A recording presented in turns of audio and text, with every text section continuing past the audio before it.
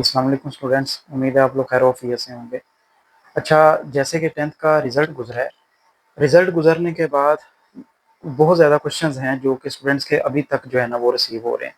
अब इतने ज़्यादा स्टूडेंट्स को रिप्लाई करना मेरे लिए पॉसिबल नहीं है। अब मैंने यही सोचा है कि इनके क्वेश्चंस के अकॉर्डिंग मैं जो है वो एक वीडियो जो है वो बना लिया करूँ और उसको अपलोड कर लिया करूँ। उससे ये होता है कि बाकी के जितने भी स्टूडेंट्स हैं उनका फ़ायदा हो जाता है, ठीक है? उनको भी अपने क्वेश्चंस के आंसर मिल जाते हैं। तो सबसे पहले स्टार्ट करने से पहले मैं आपको शेड्यूल बताना चाहता हूँ। सप्लीमेंट्री के दाखिले का शेड्यूल जो है वो जारी हो गया, जिसमें सप्लीमेंट्री सप्ली का भी भेजा जा सकता है और इम्प्रूवमेंट का भी भेजा जा सकता है। तो इसकी जो डेट है वो कुछ इस तरह से है। 25 से ये स्टार्ट हो रही है। 25 से स्टार्ट होके 7 अगस्त तक जा रही है। मतलब जो सिंगल फीस के साथ आपने दाखिला भेजना है वो 25 से लेके 7 अगस्त तक भेज सकते हैं। इसके बाद फीस जो है वो डबल हो जाएगी, ठीक है? जो कि 8 से लेके 11 अगस्त तक, ठीक है, डबल फीस के साथ है। 8 से लेके 11 तक डबल फीस के साथ दाखिला जाएगा। इसके बाद जो फीस है 11 के बाद वो ट्रिपल हो जाएगी। 12 से लेके 15 तक जो फीस है वो ट्रिपल हो जाएगी, ठीक है? ये 3 डेट हैं, इनको आपने जो है वो माइंड में रख लेना है।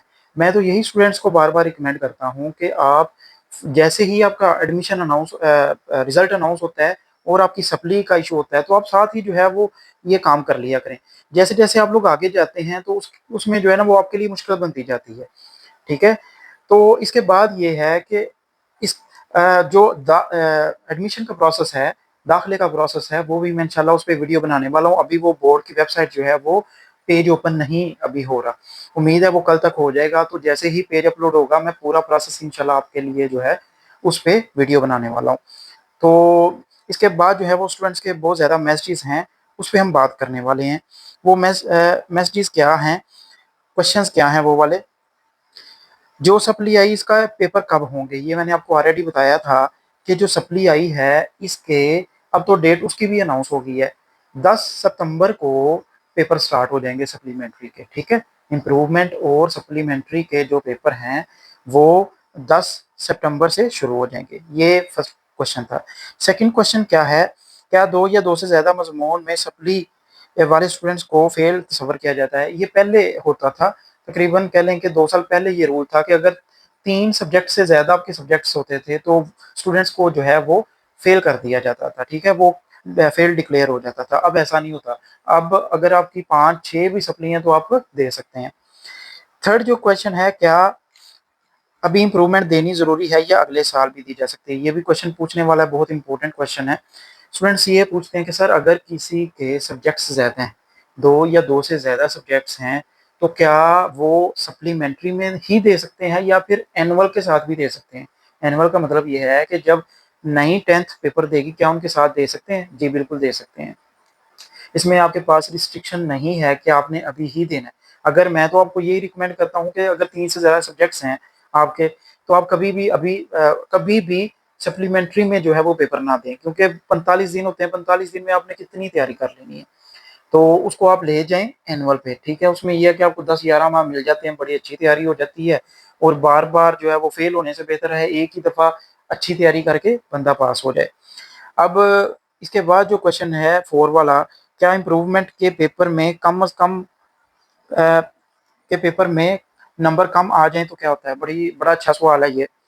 स्टूडेंट्स ये पूछते हैं कि सर अगर इम्प्रूवमेंट दें और इम्प्रूवमेंट में पहले से मार्क्स कम आ जाएँ, फॉर एग्ज़ाम्पल पहले आपके मार्क्स थे 35, इम्प्रूवमेंट आप देते हैं, ठीक है? आप ये सोचते हैं कि मैं इस सब्जेक्ट की इम्प्रूवमेंट देता हूँ, मेरे आ जाएँगे 45 या 50 मार्क्स आ जाएँगे।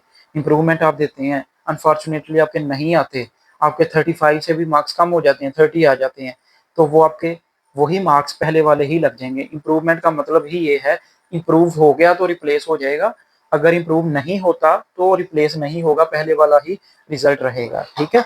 उम्मीद है ये सारे क्वेश्चन जो हैं वो साथ-साथ आपको क्लियर हो रहे होंगे। ये बहुत इंपॉर्टेंट क्वेश्चंस हैं, स्टूडेंट्स इधर-उधर से पूछते रहते हैं। मुझे भी मैसेजेस आते हैं बहुत ज़्यादा, फिर ये टीचर्स और ज़्यादा टीचर्स से पूछते हैं, तो किसी के कोई ऑथेंटिक आंसर देता है, कोई नहीं देता। तो अगर ये आप सारी वीडियो देख लें तो आपके बहुत ज़्यादा जो क्वेश्चंस हैं उनके आंसर मिल जाते हैं। उसके बाद है 10वीं जमात में सप्ली इम्प्रूवमेंट वाले मज़ामीन के साथ प्रैक्टिकल देना ज़रूरी है। ये आप पे डिपेंड करता है। अगर आपके प्रैक्टिकल में पहले मार्क्स कम आए हैं तो आप जब फॉर्म फिल कर रहे होंगे तो आप उसको चूज़ कर सकते हैं, ठीक है? आप उसको सेलेक्ट कर सकते हैं। तो सेलेक्ट करने के बाद आप उसका प्रैक्टिकल का दोबारा देते हैं, मार्क्स अच्छे आ जाएँ तो वो रिप्लेस हो जाते हैं। अगर आप फेल हैं, इसमें फेल हैं, फॉर एग्ज़ाम्पल आपके 10 से कम मार्क्स आ रहे हैं, तो फिर आपका ये जो प्रैक्टिकल है ये दोबारा आपको देना पड़ेगा, ठीक है? उसमें आपके पास चॉइस नहीं होगी, आपको दोबारा देना पड़ेगा। इसके बाद क्वेश्चन आ जाता है पेपर की रीचेकिंग कैसे होती है। ये मैंने ऑलरेडी मेथड जो है वो आपके साथ शेयर कर दिया हुआ है, उस पे आप वीडियो देख सकते हैं, आपको लिस्ट में मिल जाएगी।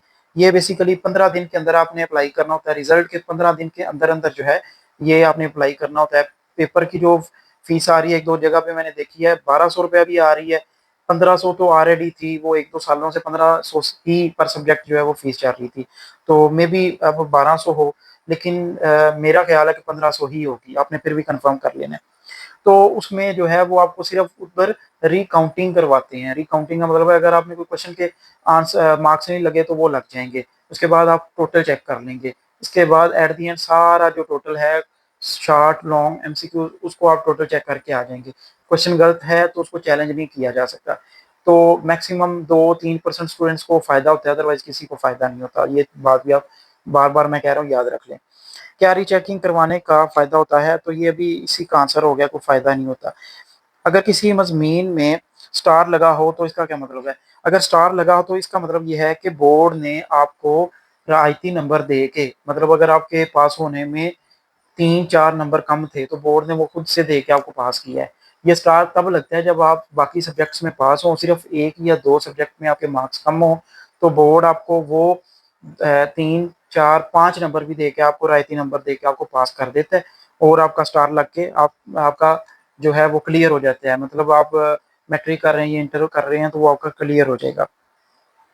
इसके बाद प्रोसेस है वो मैं इंशाल्लाह जो है वो जल्द शेयर कर दूँगा। अगर किसी के कोई सेकंड एनुअल ये भी मैंने आंसर कर दिया है सप्ली में सब्जेक्ट तब अच्छा ये क्वेश्चन एक स्टूडेंट ने पूछा था मोस्टली तो स्टूडेंट्स को पता होगा कि ये रेलेवेंट क्वेश्चन नहीं है लेकिन चलें कोई नहीं स्टूडेंट्स हैं माइंड में आ ही जाता है। वो ये पूछ रहे हैं कि सर क्या एनुअल जो हमने पहले एग्ज़ाम दिया है और अब जो सप्लीमेंट्री देंगे क्या इसके सब्जेक्ट चेंज हो सकते हैं? ये कभी भी नहीं चेंज हो सकते। जिन सब्जेक्ट्स के साथ आपने ऑलरेडी रजिस्ट्रेशन करवा ली हुई है, आपके वही सब्जेक्ट्स रहते हैं, ठीक है? सब्जेक्ट आपके चेंज नहीं होते, तो ये चीज़ आपने माइंड में रख लेनी है। बहुत इंपॉर्टेंट क्वेश्चंस हैं, ठीक है? दूसरों के साथ शेयर करें, बाकियों का भी फ़ायदा हो जाता है। जी, अल्लाह